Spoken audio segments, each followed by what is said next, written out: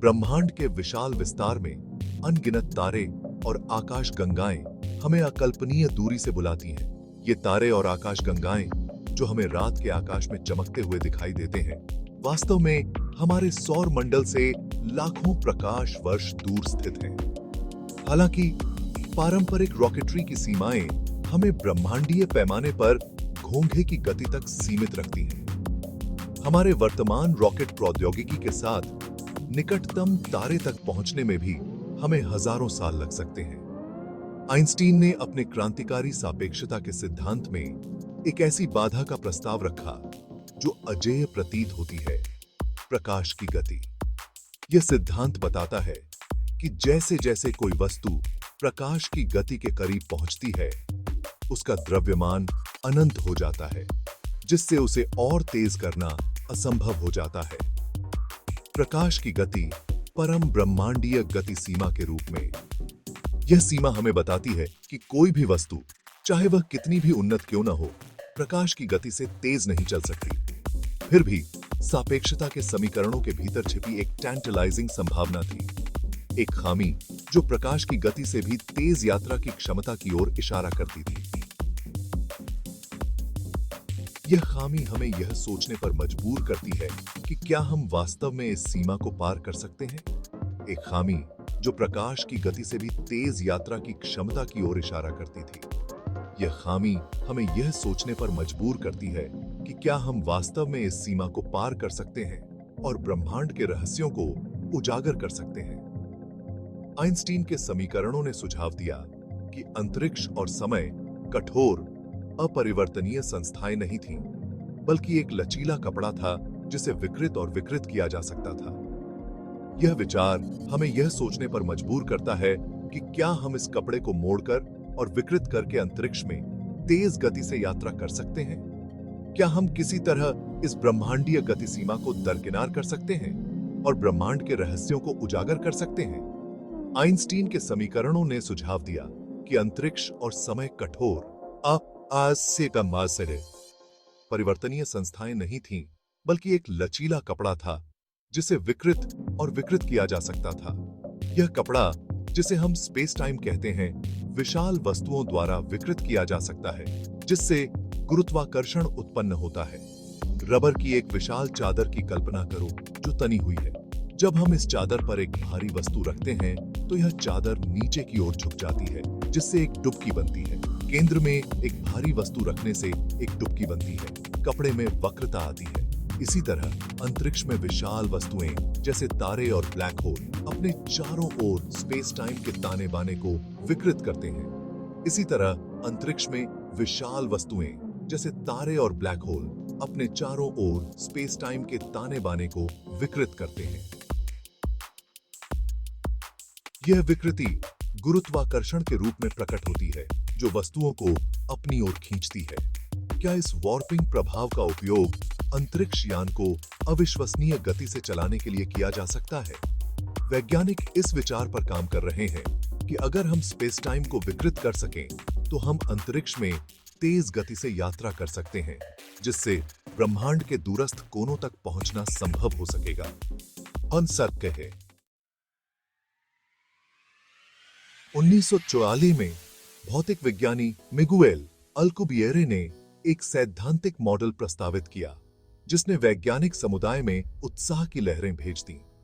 यह मॉडल, जिसे अल्कुबिएरे ड्राइव के नाम से जाना जाता है, ने अंतरिक्ष यात्रा के बारे में हमारी सोच को पूरी तरह से बदल दिया। अल्कुबिएरे की अवधारणा, जिसे अल्कुबिएरे ड्राइव के रूप में जाना जाता है, ने एक ऐसे अंतरिक्ष यान की कल्पना की जो स्वयं स्पेस टाइम के ताने बाने में हेर फेर करने में सक्षम हो। यह विचार इतना क्रांतिकारी था कि इसने विज्ञान कथा को वास्तविकता के करीब ला दिया।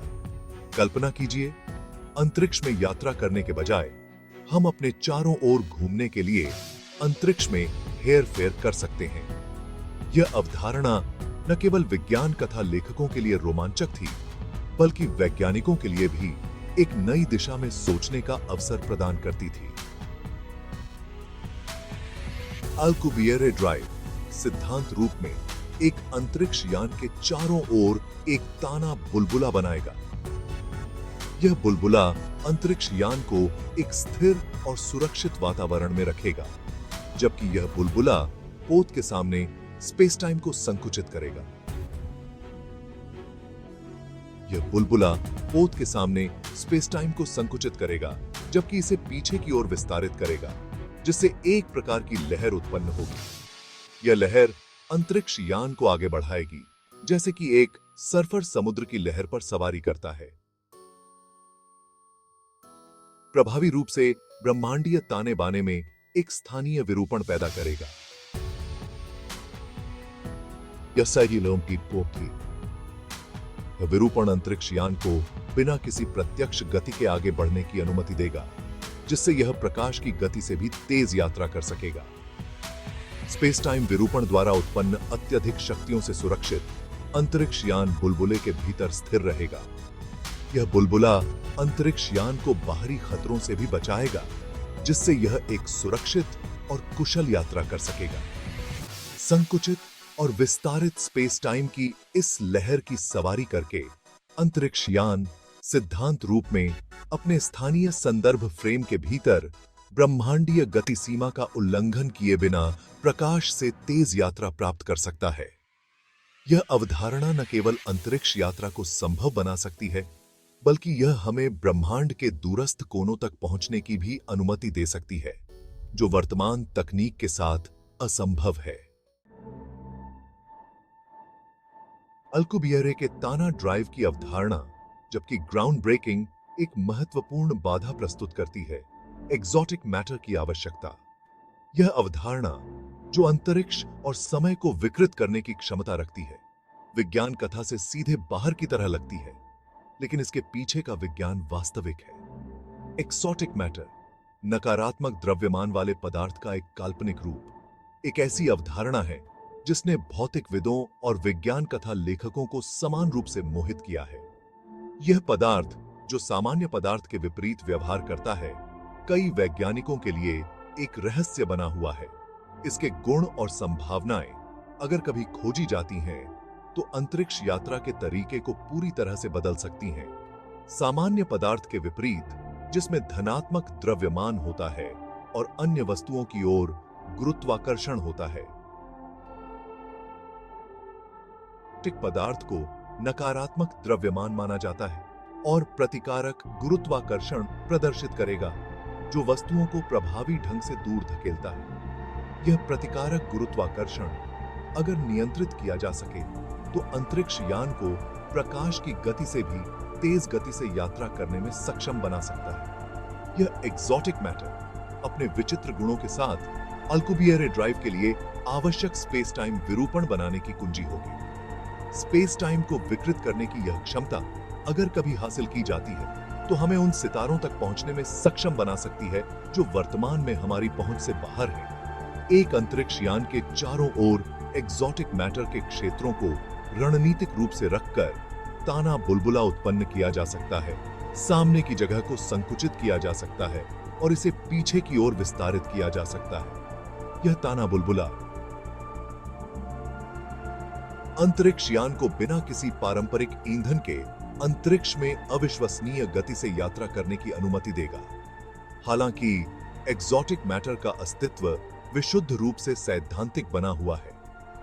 वैज्ञानिकों ने अभी तक इस पदार्थ को प्रयोगशाला में उत्पन्न या अवलोकन नहीं किया है और इसके अस्तित्व के प्रमाण अभी भी अप्रमाणित हैं, जबकि कुछ भौतिकविदों का मानना है कि क्वांटम क्षेत्र में एक्सोटिक मैटर की सूक्ष्म मात्रा मौजूद हो सकती है। एक ताना ड्राइव के लिए आवश्यक मैक्रोस्कोपिक पैमाने पर इसे नियंत्रित करना और उसमें हेर फेर करना एक विशाल वैज्ञानिक और तकनीकी चुनौती प्रस्तुत करता है। यह चुनौती हालांकि कठिन है, लेकिन असंभव नहीं है। भविष्य में उन्नत प्रौद्योगिकियों और गहन अनुसंधान के माध्यम से हम इस रहस्यमय पदार्थ को समझने और उपयोग करने के करीब आ सकते हैं।